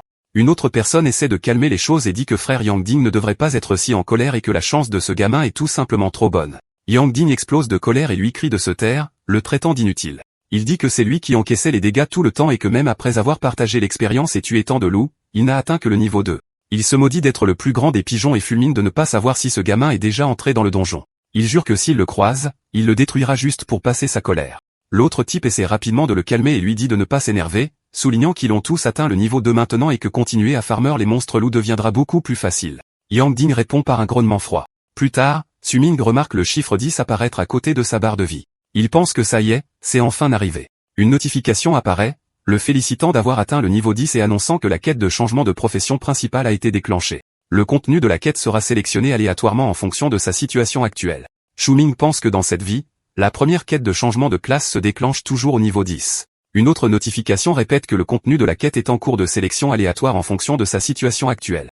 Su-Ming se dit que le plus important est que l'opportunité s'est enfin présentée. Il pense que dans sa vie antérieure, quand il a atteint le niveau 10, c'était déjà après avoir quitté le donjon des novices. À cause de cela, la première quête de changement de classe, générée aléatoirement, correspondait au donjon de rang et de difficulté supérieure qu'il était en train de défier à ce moment-là. À l'époque, il ne pouvait absolument pas terminer le défi au même niveau. Il a dû passer beaucoup de temps à Farmer jusqu'au niveau 15 avant de retourner terminer la première quête de changement de classe. Au final, cela a considérablement réduit les avantages des récompenses qu'il a reçues de la quête. Mais cette vie est différente. Il a atteint le niveau 10 directement dans le donjon des novices. Grâce à cela, une notification apparaît et dit qu'il a réussi à déclencher la première quête de changement de classe. L'exigence de la quête est de tuer le gardien de la grotte du Rocher Rouge, un puissant monstre d'élite. Le lieu de la quête est la grotte du Rocher Rouge, dans la forêt des marais déchaînés. Su-Ming continue d'y réfléchir et réalise que le contenu de la quête se trouve bien dans le donjon des novices. Il pense que cela rend les choses beaucoup plus faciles. Il sourit en regardant les détails de la quête et pense qu'ensuite, il lui suffira d'ajouter tous les points d'attribut gagnés en montant de niveau en agilité. Avec ça, cette première quête de changement de classe est pratiquement garantie. Peu après, une autre notification apparaît. Elle le félicite d'avoir dépassé les 100 points en agilité et annonce qu'il a obtenu une compétence de la profession de dieu de l'épée appelée maître maréchal de l'épée. La notification explique que maître maréchal de l'épée est une compétence passive de qualité platine de bas grade et une maîtrise de 0 sur 100 000. Elle précise également que la compétence lui permet d'équiper des armes de type épée de n'importe quel niveau en ignorant toutes les exigences d'équipement. Salle de réunion de la première académie de la ville de Xianjing. Un des hommes regarde les données sur l'écran et dit que la liste classée des données du donjon des recrues pour les étudiants talentueux des villes environnantes a été publiée. Le directeur demande s'il manque quelqu'un dans les statistiques. L'homme répond en demandant où est Shu-Ming, disant que c'était celui en qui le directeur avait placé de grands espoirs. Une autre personne prend la parole et dit qu'il ne manque personne. Il explique que ce sont toutes les données renvoyées par le donjon. Cependant, il souligne qu'à 8 heures, le titre du premier sang du donjon indiquait un contrôleur d'épée et que ce devrait être l'étudiant Shu-Ming, celui qui préoccupe le directeur. Le directeur fronce les sourcils et dit que ce n'est que le titre du premier sang. Il ajoute que bien que la profession de Shu-Ming soit contrôleur d'épée, il est né avec des attributs 10 étoiles complets et a même reçu un pack cadeau de novice de sa part. Il dit que même si les compétences de Shu-Ming sont faibles, il devrait quand même être capable de tuer quelques monstres rien qu'avec la force brute et se demande comment il n'a même pas pu entrer dans le top 500. À ce moment-là, un autre homme entre dans la pièce et demande quelle est la situation. Il s'adresse au directeur, disant qu'il a entendu dire que l'école a produit un très bon jeune talent cette année. C'est le maire adjoint de la ville de Xianjiang. Le maire adjoint dit que c'est l'éveillé 10 étoiles nommé Shu-Ming. N'est-ce pas? Il ajoute que son secrétaire lui a déjà montré les données du donjon des novices. Il souligne que l'étudiant Shu-Ming, que le directeur a personnellement recommandé, ne figure pas du tout sur la liste de classement. Le directeur rit nerveusement et demande au maire adjoint de ne pas s'énerver. Il explique que bien que Shu-Ming est un talent 10 étoiles, sa profession est contrôleur. Donc sa puissance de combat en début de partie est légèrement plus faible. Le maire adjoint le coupe et dit que même s'il est un contrôleur d'épée, il est impossible pour lui de ne même pas entrer dans le top 500. Il dit au directeur d'arrêter de s'expliquer et l'accuse d'avoir menti sur la force de l'étudiant juste pour obtenir plus de jetons de qualification pour le conseil de la Tour Céleste cette année. Le directeur dit à la hâte qu'il n'a vraiment pas menti. Cependant, avant qu'il ne puisse continuer, la discussion change de sujet. Quelqu'un résume les données actuelles et dit qu'à présent, l'école n'a que Yanji, un talent 9 étoiles avec une profession cachée, rangé chasseur de démons, classé 2e au classement. Il dit que Yanji a un grand potentiel et est le meilleur candidat pour rivaliser avec le génie de la ville voisine, Li Shengguang, cette année. Il ajoute ensuite qu'il y en a un autre de prometteur, le fils légitime de la famille Zhang, Zongtang, qui a une profession cachée, guerrier au marteau magique, et un talent inné de 8 étoiles. Il note que Zongtang est actuellement classé 4e et est également très prometteur. Le maire adjoint conclut que pour l'instant, il ne peut donner à l'académie que 2 jetons de qualification pour le conseil de la Tour Céleste. Le directeur répond nerveusement que leur école obtient habituellement 3 jetons les années précédentes. Le maire adjoint répond froidement, disant que c'est parce que l'académie a été dernière ces 2 dernières années. Il ajoute que s'ils sont à nouveau derniers cette année, l'année prochaine, ils n'auront même plus de place pour rejoindre le conseil de la Tour Céleste. Le directeur demande à la hâte et si les étudiants obtiennent de bons résultats plus tard. Le maire adjoint répond qu'ils le prendront en compte à ce moment-là, mais dit qu'il est occupé et qu'il parle premier. Après son départ, le directeur n'a plus rien à dire, tout comme les membres du personnel derrière lui. Pourtant, il parle d'un ton grave et dit que le conseil de la Tour Céleste est une voie extrêmement importante pour accepter des quêtes, obtenir des récompenses et améliorer sa force. Il dit que l'académie ne peut absolument pas perdre sa qualification pour y participer. Il soupire et dit qu'il pensait au départ qu'avec un étudiant éveillé 10 étoiles cette année, il pourrait obtenir un jeton de plus, mais au lieu de cela, ils en ont en fait perdu un. Il murmure doucement le nom de Shu-Ming et dit que Shu-Ming doit faire de son mieux et ne pas le décevoir. Au même moment, Shu-Ming est bien trop occupé par ses propres affaires pour entendre quoi que ce soit de tout cela. À l'extérieur de la grotte du Rocher Rouge, Shu-Ming étudie la carte et pense que le lieu de la quête devrait être ici. Il est soulagé de n'avoir rencontré aucun petit monstre gênant en chemin. Il pense qu'il n'est jamais venu à cet endroit dans sa vie antérieure, donc impossible de savoir quel genre de monstre pourrait apparaître ici. Soudain, il sent un danger. Un gobelin chercheur d'or, niveau 6, apparaît tenant une massue à pointe. En le voyant, Shu-Ming ressent une légère méfiance, mais le gobelin se précipite immédiatement vers lui. Shu-Ming fonce également en avant, serrant fermement son épée. Il pense qu'il ne peut pas le laisser alerter toute la grotte. Avec des mouvements rapides, il l'abat. Immédiatement, une notification apparaît indiquant que la conscience de la grotte des gobelins a été déclenchée et que le mode gobelin a été activé. Zhu-Ming marmonne confusément et se demande ce que cela signifie. Peu après, il remarque d'autres gobelins apparaître autour de lui. Il réalise que cette première quête de changement de classe n'est pas aussi simple qu'il l'imaginait au départ. Un groupe entier de gobelins apparaît devant lui, y compris un gobelin particulièrement grand qui se démarque des autres. Une autre notification apparaît, indiquant que tous les gobelins à l'intérieur de la grotte du Rocher Rouge lanceront une attaque féroce contre lui. La notification explique le mode gobelin comme un mode de vie auto-indulgent qui dévie des normes sociales, rempli de paresse, de fainéantise et de cupidité. Alors que Zhu-Ming riposte avec son épée, il abat les gobelins les uns après les autres. Cependant, ils continuent d'affluer sans fin, l'encerclant de tous côtés. Ils pensent que bien que leur niveau ne soit pas élevé, ils gagnent uniquement grâce à leur grand nombre. Avec autant de gobelins l'entourant, Zhu-Ming est forcé de reculer un peu. Il craint que la durabilité de son arme ne tienne pas le coup. En même temps, il remarque que le boss, le grand gobelin, est également sur le point d'attaquer. Il réagit rapidement et esquive. Cependant, alors qu'il saute dans les airs, les gobelins commencent à lui tirer des flèches, bien trop nombreuses. Zhu réalise que ces gobelins sont en fait assez intelligents. Ils pensent qu'ils savent qu'il lui est difficile de faire des ajustements d'esquive en l'air. Alors qu'il atterrit, les gobelins au sol attendent déjà, poignard levé. Zhu-Ming saute de nouveau immédiatement et les tranche en plein mouvement. Il pense que son mana à ce stade précoce n'est pas suffisant pour maintenir le pas de l'ombre divine longtemps. Faire face à un groupe de gobelins ainsi qu'à un gobelin d'élite avec des compétences limitées à ce stade précoce, il est vraiment difficile de les affronter de front. Il choisit donc plutôt de battre en retraite. Tout en courant, il élimine les gobelins qui le poursuivent de trop près. Il pense que de cette façon, il peut rester plus flexible et prioriser l'esquive si nécessaire. Les gobelins continuent de le poursuivre sans relâche. Cependant, Zhu-Ming est tout simplement trop rapide. Après un court instant, il réussit à trouver un bref moment pour se cacher. Là, il se stabilise et pense que c'est le moment. Avec un léger sourire, il prépare une embuscade, attendant que les gobelins viennent à lui alors qu'il leur tend discrètement un piège. Alors que les gobelins se ruent sur lui, Zhu-Ming frappe et pense que c'est un cadeau pour eux tous. Les gobelins n'apprécient manifestement pas le cadeau, car aucun d'entre eux ne survit au coup. Zhu-Ming dit que tant qu'il a l'avantage de la victoire, il peut pleinement libérer le potentiel maximal de son Aedo Slash. Alors qu'il continue d'abattre les monstres, il atteint bientôt le boss. Il fait remarquer, agacé, qu'il semble que le boss soit le seul qui reste et que son niveau est assez élevé. Pendant ce temps, à un autre endroit, quelqu'un se cache dans l'herbe et dit qu'il ne plaisante pas. Il explique qu'en explorant la route, il a remarqué le trouble causé par un combat à l'intérieur de cette grotte. Yang Ding répond et lui dit de ne pas plaisanter. Il dit que selon la description du système, les monstres de cette zone sont tous de niveau 7 et plus, et demande qui oserait défier ce qui se trouve à l'intérieur en ce moment. L'autre gars insiste sur le fait qu'il a vraiment entendu des bruits de bataille venant de l'intérieur. Curieux, il regarde dans cette direction et voit de la fumée s'élever. Ding commente qu'on dirait que quelqu'un sort. L'autre gars se demande qui oserait farmer des monstres là-bas en ce moment. Alors que Ding concentre son regard, il se fiche soudainement. Il réalise que la personne qui sort est quelqu'un qu'il ne veut absolument pas voir. Dans son cœur, il se dit que le monde est vraiment petit. Quand il voit enfin clairement la silhouette, il réalise que c'est le morveux qu'il a battu au pari de l'épée. Ce qui le choque encore plus, c'est que Zhu-Ming est déjà niveau 11.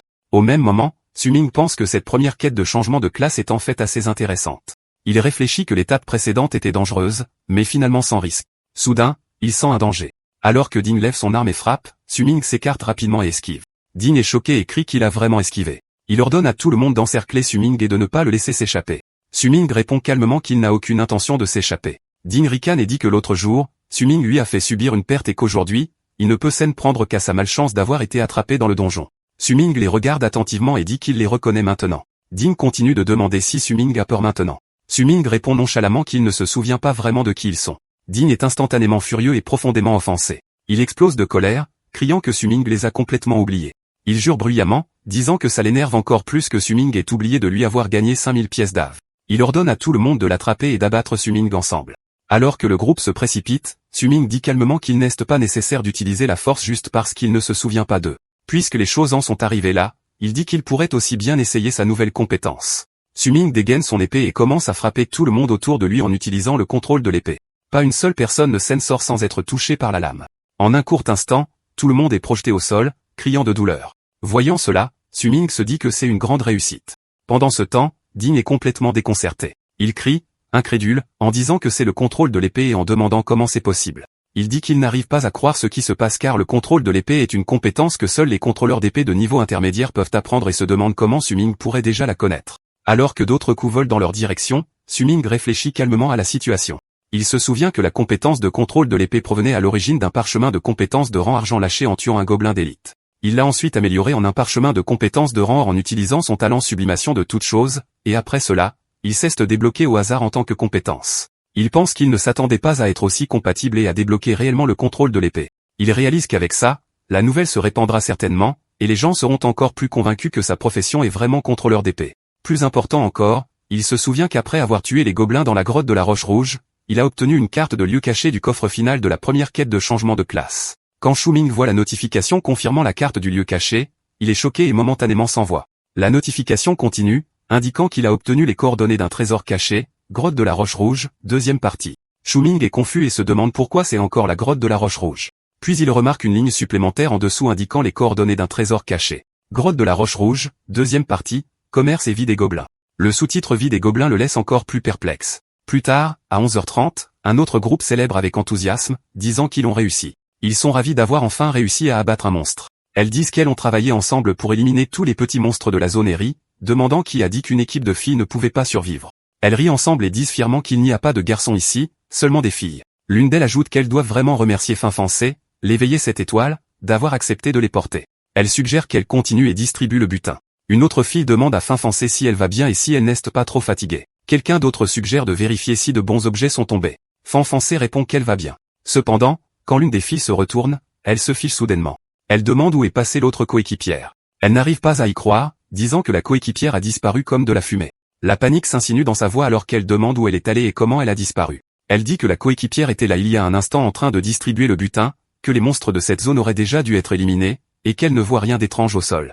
Alors que la peur monte dans sa poitrine, sa voix s'éteint en disant que ce n'est pas possible et qu'elle était en fait. Soudain, un cri déchire l'air. La notification indique que Commerce et Vie des Gobelins explique comment les gobelins résident habituellement dans des endroits sombres et humides comme des grottes, des tunnels souterrains, des forêts profondes ou des ruines.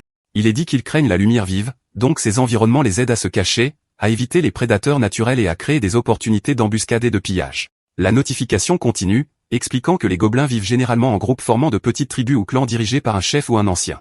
Au sein de ces groupes, il y a des rôles spécifiques tels que guerriers, artisans, chasseurs et prêtres, chacun avec des devoirs distincts et une division claire du travail, soulignant la coopération de groupe. Pour maintenir leur croissance, les gobelins ont un taux de natalité élevé et une reproduction générationnelle rapide. Il explique ensuite le cycle de reproduction de l'épée, indiquant que la période de gestation des gobelins n'est généralement que d'1 à 3 mois, dépassant de loin l'efficacité des créatures ordinaires. La maturité précoce est également notable, car les petits gobelins peuvent atteindre l'âge adulte et participer aux activités juste 1 à 2 ans après leur naissance, formant un cycle de reproduction extrêmement rapide. Xu Ming lit cela, il s'exclame avec incrédulité et pense à quel point c'est ridicule. Il n'arrive pas à croire à quel point le contexte des gobelins dans cette vie est étrange et se demande pourquoi c'est si tordu. Quand il atteint l'emplacement des coordonnées, il hésite et se demande si c'est vraiment le bon endroit. En regardant autour de lui, tout ce qu'il voit, ce sont des bois, et il se demande où est la grotte, se demandant si les coordonnées sont fausses. Tout autour de lui est enveloppé de brouillard. Il active sa perspicacité et comprend soudainement ce qui se passe. Il réalise que parce que ça s'appelle grotte de la Roche Rouge, deuxième partie, la plupart des gens supposeraient que c'est une grotte de montagne. Cependant, cette fois, la clé réside dans le concept de trésor enfoui. Le véritable emplacement est en fait une caverne souterraine. Il réalise à quel point c'est astucieux d'utiliser le feu pour créer de la fumée afin de dissimuler l'entrée de la grotte. Grâce à sa compétence, Xu Ming voit enfin à travers tout et la localise. Il marmonne qu'il a appris quelque chose cette fois, que tuer ne serait-ce qu'un seul gobelin alertera toute la grotte. Pour cette raison, il décide de rester caché, pensant qu'il n'est là que pour le trésor. Alors qu'il se déplace prudemment, il remarque soudain quelqu'un et réalise que c'est l'étudiante qui le défiait plus tôt. On dirait qu'elle a été prise en embuscade par le piège de fumée. Xu pense que cette bande de gobelins est vraiment aussi dégoûtante que leur description le suggère. Il détourne la tête, ne voulant pas en voir plus, et marmonne pour qu'il ne s'approche pas. Il entend les filles crier de peur, le suppliant d'arrêter. Xu Ming pense froidement qu'elles sont encore des concurrentes vivantes et que ce moment est en fait parfait. Pendant que l'attention des gobelins est attirée sur elle, il pourra déterrer le trésor sans être dérangé. Dans son cœur, il décide qu'il ne peut que les laisser mourir. Il pense qu'elles ne peuvent s'en prendre qu'à elles-mêmes de ne pas avoir la force d'affronter ce donjon des novices. Mais alors la fille crie qu'elle ne veut plus jouer et supplie quelqu'un de la sauver. Elle crie qu'elle donnera une énorme récompense et demande si quelqu'un l'entend. Elle hurle que sa sœur est la vice-directrice du conglomérat Jianzhankang. En entendant cela, Xu Ming comprend immédiatement ce qui se passe et se souvient de ce qui s'est passé plus tôt. Au moment où les gobelins sont sur le point de lui sauter dessus et qu'elle crie, Xu Ming agit instantanément. Il frappe tous les gobelins en utilisant le contrôle de l'épée. Il dégaine sa lame et déclenche une taillade à Edo. Alors que les gobelins sont repoussés, Xu Ming pense qu'il exploite leur faiblesse qui est la peur de la lumière. Il réalise que l'énergie libérée en dégainant l'épée lors d'une taillade à Yato porte une forte rafale de lumière. Tant qu'il ne tue aucun gobelin, il n'aura pas à fuir et, plus important encore, il n'alertera pas les autres gobelins plus profondément dans la grotte. Comme il s'y attendait, les gobelins ne les poursuivent pas. La fille, incapable de courir plus loin, le regarde avec reconnaissance et le remercie de l'avoir sauvé. Elle se présente comme étant Jang Young-king. Su-ming pense immédiatement que c'est la fille de la photographie qu'il a vue auparavant. Jang Young-king dit alors qu'il n'a pas besoin de la remercier. Su-ming répond qu'il n'y a pas besoin de le remercier non plus et qu'il ne faisait que passer. Elle dit à la hâte que lorsqu'elle sortira du donjon, elle lui donnera une énorme récompense et se remet à mentionner sa sœur. Su-ming l'interrompt et lui dit qu'ils pourront en parler après qu'elle ait réussi à s'en sortir vivante. Elle panique et le supplie de ne pas l'abandonner. Su-ming répond sans détour et lui dit de ne pas le suivre. Il dit qu'il l'a déjà sauvée une fois, et qu'avec sa force actuelle, elle ne ferait que le ralentir. À ce moment, Xu-ming jette un coup d'œil à son interface de statut et confirme que l'emplacement du trésor est bien correct. Les gobelins n'ont pas changé de position. Il pense que la présence de Jang Young-king l'a confirmé, mais se corrige ensuite en pensant qu'il l'avait déjà vérifié lui-même. Il décide immédiatement de le déterrer. Une fois le coffre révélé, Su-ming pense que ce niveau de donjon offre le coffre de loterie aléatoire de la plus haute qualité argent. Il prévoit d'utiliser son talent, sublimation de toute chose, pour en améliorer encore la qualité. Jang Young-king regarde avec de grands yeux et à l'aide d'émerveillement. Lorsque le coffre s'ouvre, elle s'exclame avec enthousiasme que c'est un coffre de loterie de rang hors de basse qualité. Elle explique que, comme son nom l'indique, il peut tirer au sort des objets de haut niveau, des livres de compétences ou de l'équipement avec une très forte probabilité. Elle est clairement ravie, et Su-ming ressent également une pointe d'anticipation en se demandant quel genre de bon objet va en sortir. Alors que le tirage commence, une notification apparaît annonçant qu'il a obtenu l'ensemble du flux d'ombre, le parchemin de compétences de soigneur d'âme. Su-ming fronce les sourcils et dit que c'est tout ce qu'il a obtenu des récompenses supplémentaires pour lesquelles il a tant travaillé lors de la première tâche de changement de classe. Il dit que l'ensemble du flux d'ombre a l'air plutôt bien, mais se demande ce que fait là ce parchemin de compétences de soigneur d'âme de grade platine. Il dit que cela a définitivement dépassé ses attentes, mais que cela ne correspond pas du tout à sa profession. La fille derrière lui hésite et dit que c'est peut-être parce qu'elle est là. Su-ming réagit avec confusion et demande ce qu'elle veut dire. Elle explique alors que sa profession éveillée est celle de soigneur d'âme 7 étoiles. À ce moment, Su-ming comprend ce qui s'est passé, mais il n'est clairement pas content. Peu après, une notification apparaît et dissipe la confusion. Elle indique que Jang Young-king a rejoint son équipe et que Su-ming est devenu le chef d'équipe. Ailleurs, à la position 9h du donjon, de nombreuses personnes sont éliminées les unes après les autres. L'interface de la tâche principale de changement de classe se met à jour, montrant que l'élimination de joueurs est maintenant à 33 sur 50. Le responsable rit avec arrogance et s'écrie que les faibles n'ont qu'un seul chemin, la mort, et que c'est maintenant leur tour. Son regard se pose alors sur une femme à proximité. C'est Ji-Yao. Elle est accompagnée de son guerrier squelette, et elle a l'air vraiment effrayée. À 12h30, de violentes explosions éclatent alors qu'une féroce bataille commence.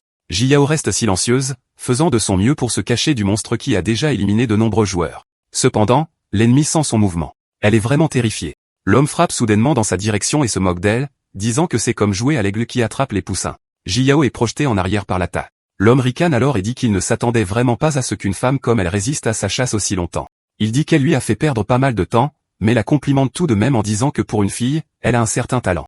Il ajoute qu'il semble que l'Académie de Xianjing ne soit pas entièrement composée de déchets, après tout.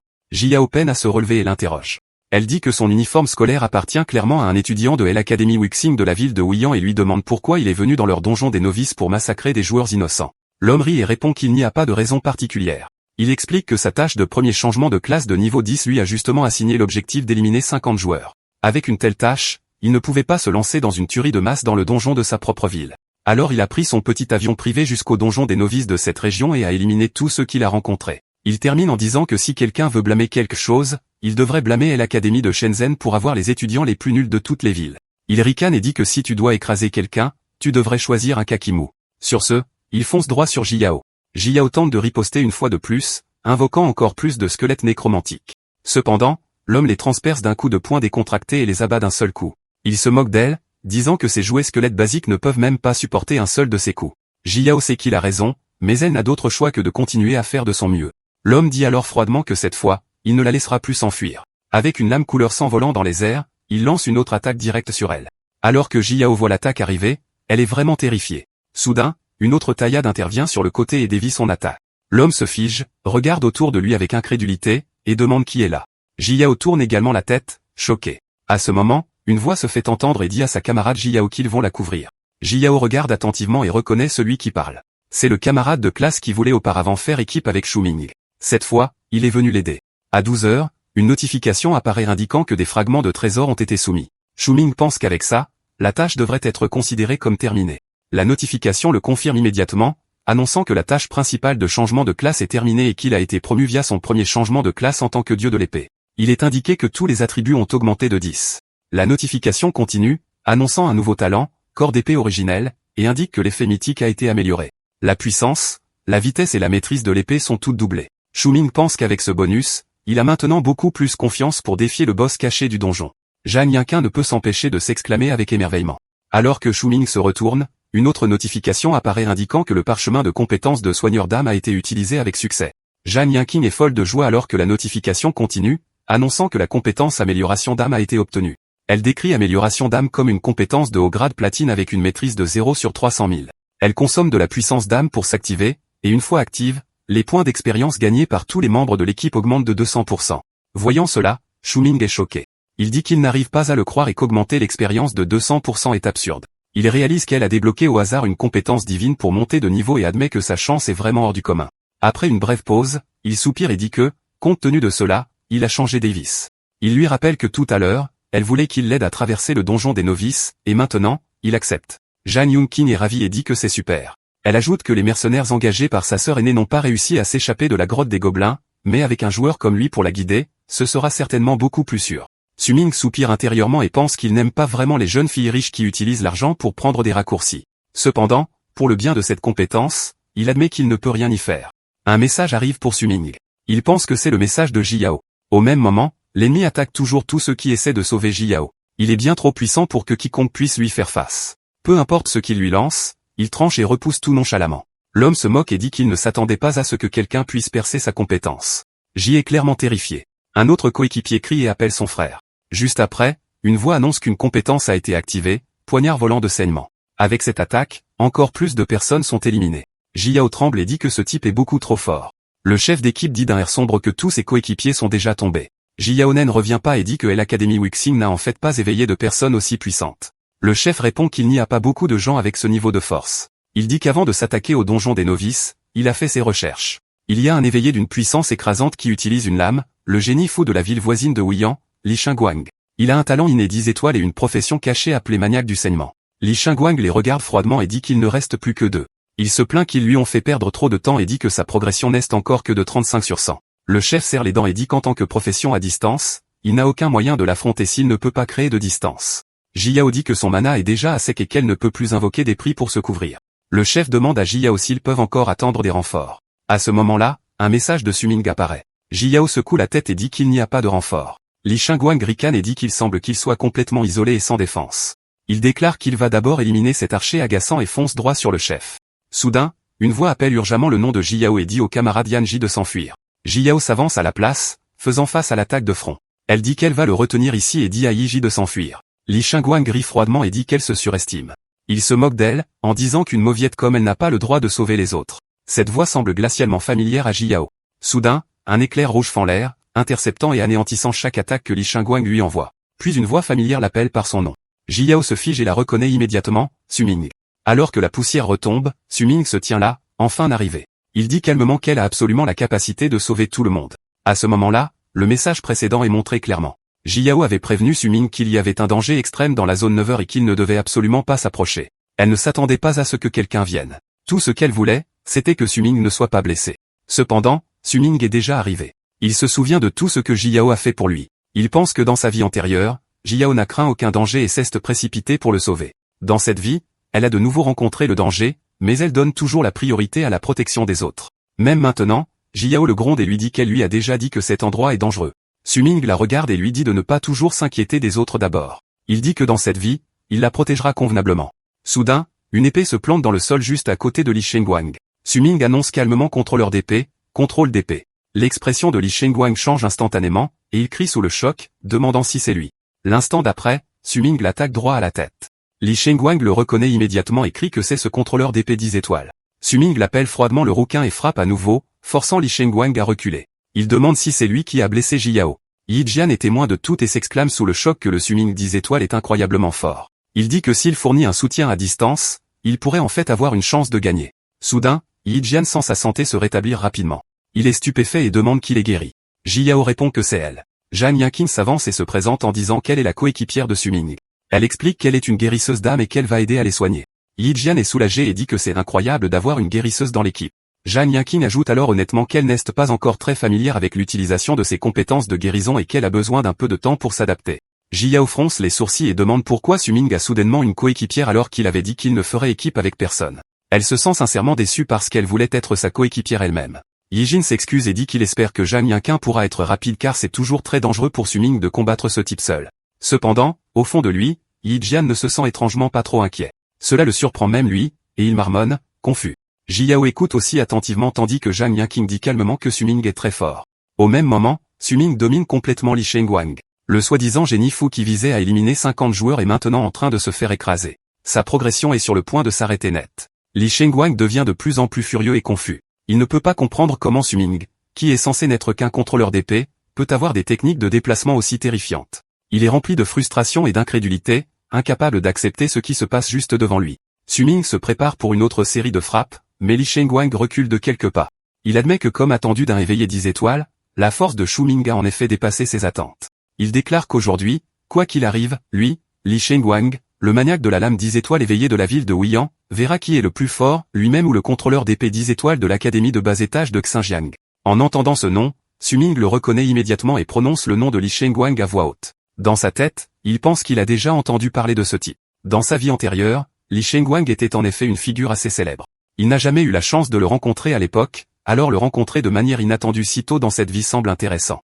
L'excitation montant, Su-Ming fonce en avant et dit qu'ils verront si son épée est plus tranchante ou si la lame de Li Shengwang est plus dure. Les deux s'affrontent de front, leurs armes s'entrechoquant alors que leurs attaques se rencontrent. Li Shengwang active soudainement une compétence et crie lame de sang volante. Su-Ming réagit instantanément, commentant que Li Shengwang lui lance des lames volantes si effrontément. Déjà préparé, il tranche chaque lame qui vient vers lui. Cependant, Li Shengwang ricane et dit que Su-Ming est tombé dans le panneau. L'instant d'après, Su-Ming sent son corps se raidir. L'énergie de la lame de sang volante l'a bloqué sur place, l'immobilisant. Voyant cela, Li Shengwang croit qu'il a enfin saisi l'occasion de mettre fin au combat et prend le contrôle du champ de bataille. Mais alors, Su-Ming rassemble calmement son aura et active le contrôle d'épée. Son épée jaillit en avant, et l'immobilisation est instantanément dissipée. Su-Ming dit que maintenant, c'est son tour et rappelle son épée. Avec un contrôle total sur son arme, Su-Ming poursuit son assaut. Il manie l'épée comme un jet, la faisant tournoyer et frapper Li Shengwang par derrière. Il demande comment Li Shengwang compte bloquer sans arme. Cette fois, l'attaque touche sa cible nettement. Li Shengwang est visiblement frustré, ne s'attendant pas à ce résultat. Tenant toujours sa lame, il crie qu'à ce moment, Su-Ming n'a pas non plus d'arme. Il se précipite immédiatement, chargeant droit sur Su-Ming par derrière. Cependant, Su-Ming a déjà préparé autre chose. Il active le pas de l'ombre divine ainsi que les 5 lames de l'ombre chaotique, lui permettant d'esquiver chaque attaque. Voyant l'explosion de vitesse soudaine de Su-Ming, Li Shengwang est choqué et pense que la vitesse de déplacement de Su-Ming a augmenté de façon drastique. Su-Ming s'excuse calmement en faisant à nouveau tournoyer son épée sur le champ de bataille avant de la renvoyer droit sur Li Shengwang. Il dit que son épée est de retour. Ailleurs, Yanji termine de se soigner et crie qu'il arrive, demandant à Su-Ming de tenir bon. Mais alors que Yanji se dirige vers le champ de bataille, il remarque soudain quelque chose d'étrange. Alors que la fumée se dissipe, il voit les silhouettes immobiles et se fiche de surprise. Il se demande si la bataille est déjà terminée. Il semble que Su-Ming se soit déjà occupé de tout seul. Yanji et Jiao sont tous deux stupéfaits. En même temps, ils se sentent pleins d'espoir et immensément heureux. Ils voient enfin la personne qu'ils voulaient voir devenir un héros. Jiao court immédiatement vers Su-Ming et dit avec enthousiasme qu'il est incroyablement fort. Yanji, incrédule, demande si Su-Ming a vraiment vaincu un adversaire si puissant pendant qu'il se soignait. Soudain, une aura dangereuse surgit derrière Su-Ming. Jiao le remarque en premier et lui crie de faire attention derrière lui. Su-Ming se retourne et voit Li Shengwang préparer une autre attaque, bien plus féroce que la précédente. Li Shengwang ricane et dit que Su-Ming a montré une ouverture. L'instant d'après, une frappe extrêmement puissante éclate. Quelqu'un est grièvement blessé. Yanji et Jiao regardent, choqués, aux côtés de Zhang Yanqing. Cette fois, c'est Jiao qui est blessé. Elle crie le nom de Su-Ming. Avant que Su-Ming ne puisse réagir, Li Shengwang déchaîne sa puissante compétence, la lame rapide de la forêt tropicale enragée. Tout le monde crie d'alarme pour Su-Ming. Li Shengwang éclate de rire et leur souhaite la bienvenue dans sa formation de lame. Jiao dit désespérément qu'elle vient sauver Su-Ming. Yanji l'arrête d'urgence et lui dit de se calmer, l'avertissant que se précipiter dans la formation de lame maintenant ne serait que jeter sa vie par les fenêtres. Mais Jiao se débat et dit que même si cela signifie la mort, elle doit aller sauver Su-Ming. À ce moment-là, une voix calme l'arrête. Su-Ming lui dit d'écouter Yanji. Il lui dit fermement de ne pas s'approcher. Alors que Li Shengwang est touché, il crie avec incrédulité et demande comment c'est possible. Il dit que Su-Ming l'a frappé avec tant de lames, et pourtant il n'est toujours pas vaincu. Su-Ming répond calmement et demande si Li Shengwang est sûr de l'avoir réellement touché. L'expression de Li Shengwang change instantanément. Il réalise que quelque chose ne va pas et crie que la voix ne vient pas de là, reconnaissant que c'est un substitut. Il se déplace immédiatement pour se repositionner. Su-Ming remarque nonchalamment qu'il a enfin compris. Su-Ming explique ensuite que peu importe à quel point Li Shengwang y a réfléchi, il ne s'attendait probablement jamais à ce qu'un simple manieur d'épée comme lui possède une telle compétence. Il révèle l'ensemble de l'épée d'ombre de platine de Baghrad avec 5 pièces sur 5 actives. Il explique les effets de l'ensemble. Recherche des ténèbres fait en sorte que toutes les techniques d'épée infligent des dégâts supplémentaires d'attributs sombres après avoir équipé l'ensemble complet, et ces dégâts peuvent ignorer la défense physique. La compétence d'ensemble clone d'ombre fait apparaître une fausse ombre comme mesure défensive. Lorsque le clone d'ombre est actif et attaqué, il déclenche une taillade de suivi supplémentaire égale à 50% des dégâts d'attaque normaux. Su-Ming termine en disant que c'est la compétence de son ensemble d'équipements. Li Shengwang est abasourdi et dit qu'il n'y a absolument aucun ensemble d'équipements à collectionner dans le donjon des novices. Il réalise immédiatement qu'il n'y a qu'une seule explication, Su-Ming a déjà terminé la quête de changement de profession junior. Su-Ming confirme calmement qu'il a bien deviné et dit qu'il a terminé la quête de changement de profession junior il y a longtemps. Cette révélation choque complètement Li Shengwang. Il n'arrive pas à y croire et se sent extrêmement frustré. Il crie que Su-Ming l'a fait plus vite que lui. Su-Ming frappe à nouveau et lui dit froidement qu'il n'y a plus le choix. Li Shengwang ne peut que se laisser abattre. À ce moment, Su-Ming remarque quelque chose tomber du corps de Li Shengwang, et une lumière vive jaillit de partout. Yanji le reconnaît immédiatement et crie que c'est un ornement de sauvetage. Li Shengwang, surpris, répète les mots avec confusion. Yanji explique que c'est un outil qui permet à un joueur de quitter de force le donjon en cas d'urgence lorsqu'il est utilisé à un moment critique. À 14 h, dans la salle de contrôle, une femme surveillant les écrans réagit soudainement avec surprise et dit que quelque chose ne va pas. Le directeur demande ce qui s'est passé et si elle a récupéré le classement en temps réel des niveaux des joueurs dans le donjon. Elle répond que ce n'est pas ça. Elle explique que les données indiquent que plusieurs joueurs sont morts dans la direction 9 h du donjon entre 12 h et 12 h 30. Le directeur demande ce qu'il y a d'étrange à cela, disant que plusieurs escouades ont probablement rencontré des monstres difficiles. La femme secoue la tête et répond que ce n'est pas exactement ça.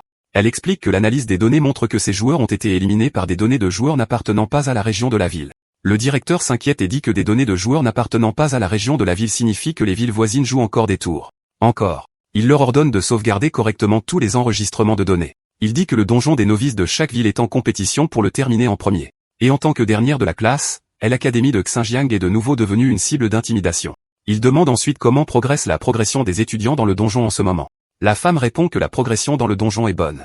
Elle dit que la plupart des zones de téléportation ont déjà été sécurisées par les étudiants. Les images limitées en temps réel du donjon qu'ils peuvent récupérer montrent que certains joueurs compétents ont organisé de grands groupes et ont déjà commencé à s'attaquer au niveau des boss du donjon.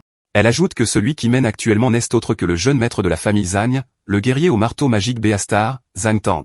Le directeur hoche la tête et dit que c'est comme prévu, car Zhang Tang a beaucoup de potentiel. Il se souvient qu'il y a quelques heures, Zhang Tang n'était que niveau 6 au classement. Il dit que le boss final du donjon des novices est de niveau 12. Donc, avec Zhang Tang à la tête d'une grande force, il est probablement proche du niveau 10 maintenant. Il espère que Zhang Tang pourra vaincre le boss rapidement et apporter la gloire à l'académie.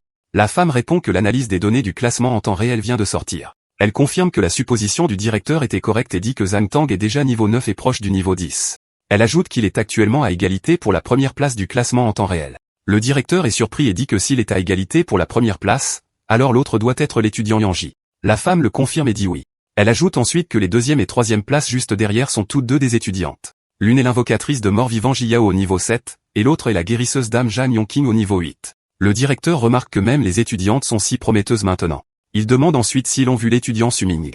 La femme répond que l'étudiant Su-Ming n'apparaît pas dans les données en haut du classement. Le directeur fronce les sourcils et lui dit de le chercher, demandant à quel niveau se trouve l'étudiant Su-Ming en ce moment. La femme a l'air choquée et demande s'il veut vraiment qu'elle vérifie. Le directeur insiste et lui demande à quel niveau il est. Elle répond, incrédule, que Su-Ming est au niveau 2. Le directeur n'en croit pas ses yeux. Les données montrent clairement qu'après que Su-Ming a obtenu le premier 100, son niveau n'a plus jamais augmenté. À 14 h 30, de retour dans le donjon, une notification apparaît indiquant qu'une bête d'élite à dents étincelantes a été abattue avec succès. Su-Ming a maintenant atteint le niveau 14.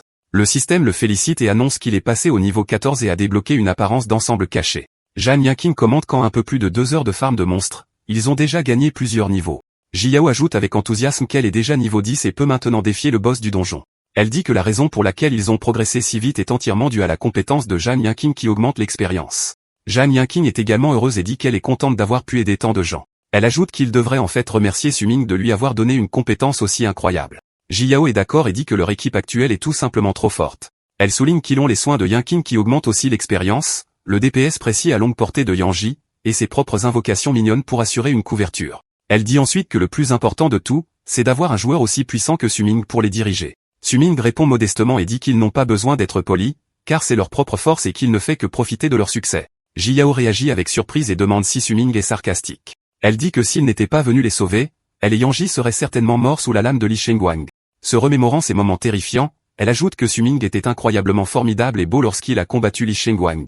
Elle dit qu'elle est fermement convaincue qu'avec leur composition actuelle, s'ils défient le boss du donjon maintenant, ils peuvent certainement le finir facilement. Su Ming acquiesce et dit qu'elle a raison, mais que malheureusement, sa cible n'est pas le boss ordinaire du donjon.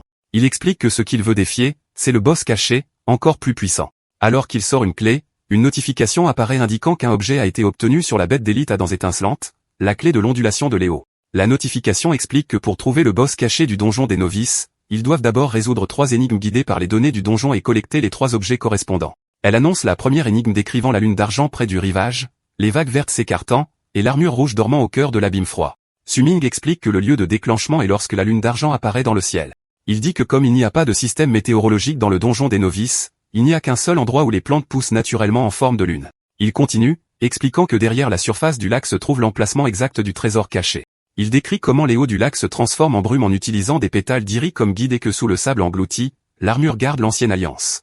En y repensant, Su Ming ajoute que dès l'instant où il est entré dans le donjon, il a immédiatement récupéré l'objet déclencheur, la fleur d'iris, dans la zone des monstres singes. Il dit qu'il l'a ensuite combiné avec la clé de l'ondulation de Léo, qui correspond à la 3e énigme.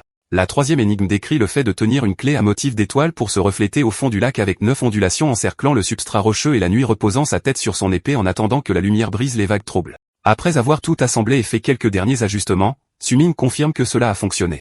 Jiao demande avec étonnement comment il a réussi à résoudre ces énigmes si rapidement. À ce moment, tout le monde remarque un tourbillon se former dans le lac. Une voix résonne, déclarant que par le serment et la lumière des étoiles, l'invocation est complète. Du lac, une silhouette sombre aux yeux rouges brillants émerge lentement, rayonnant de danger et prête à déchaîner le chaos. Si vous ne voulez rien manquer de la suite, abonnez-vous maintenant et activez toutes les notifications.